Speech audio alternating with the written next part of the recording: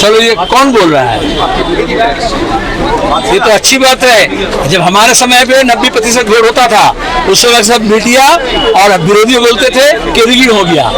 बंगाल का ये चेहरा है, लेकिन ममता बनर्जी आने के बाद से वोट देने का अधिकार छीन लिया गया था और अभी बीजेपी आकर के SIR के नाम से वोट का अधिकार छीनने की कोशिश किया। इसलिए इन भेंजियत लोग बदले के भावना से अपना वोट प्रयोग किए और वो बीजेपी और TMC के खिलाफ किए। हम दो को अलग से नहीं देखते हैं।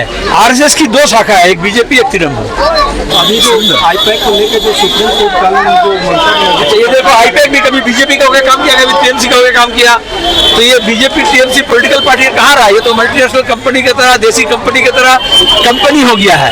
और आईपैक जैसे लोगों को सुपारी दिया गया है, जैसे मर्डर के लिए सुपारी दिया जाता था ना, वैसे डेमोक्रेसी के मर्डर के लिए आईपैक जैसे कंपनी को बीजेपी 6 कंपनी को, तृणमूल 1 कंपनी को सुपारी दिया था, जो बंगाल का ये तमाम जमहूरियत को, लोकतंत्र को समाप्त कर दे। लेकिन लोग, जनता उभर कर आए हैं और तैयारी के साथ आए हैं। वो लोग, जब हमारे यहाँ लोकतंत्र को खत्म किया गया था, जब आपातकाल हुआ था, उस समय भी हम मैदान में लड़े थे और लोकतंत्र को वापस लाए थे और इस बार भी लड़ रहे हैं।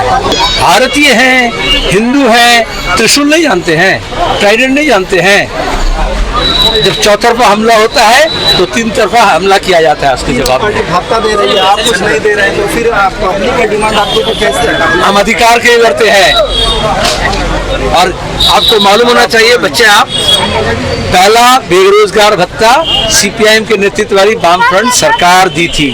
उस समय तमाम विरोधी दक्षिणपंथी बोले थे ये नौजवानों को बेकार कर देंगे, लेकिन हमने 20 साल चलाने के बाद बोला था स्वरोजगार, और स्वरोजगार योजना जब किए, बेकार भत्ता 5 साल का 1 साल करके एक साथ करके सीट बनी और बैंक के लोन से, उसका मैं मंत्री था और उत्तर पाड़ा सबसे ज्यादा सफल हुआ था।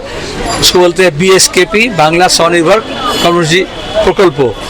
लेकिन वो अधिकार था, ममता बनर्जी उसके नाम बदल दी, लेकिन काम खत्म कर दिया। कितना लीड होगा इस बार? मैं एस्ट्रोलॉजर नहीं हूँ, जनता निर्णय लेती है।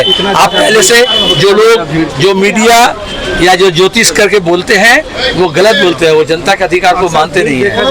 वोट बैंक थोड़ा कम हो जाता है। वो जो भीड़ देखते हैं वो भाड़े का भीड़ होता है, पैसा दे करके, बिरयानी दे करके। जैसे ये अमित शाह मोदी का मीटिंग में, ममता की मीटिंग में जैसे लोगों को भगा कर ले आया जाता है, उसको आप देखोगे। हमारा ये भीड़ देखो कैसा है, मीटिंग समाप्त होने के बाद भी नहीं जाए। কালকে অমিত শাহ আসছে এবং পরশুদিন মমতা ব্যানার্জি আসছে, কতটা ভোট ব্যাগে প্রভাব পড়তে পারে?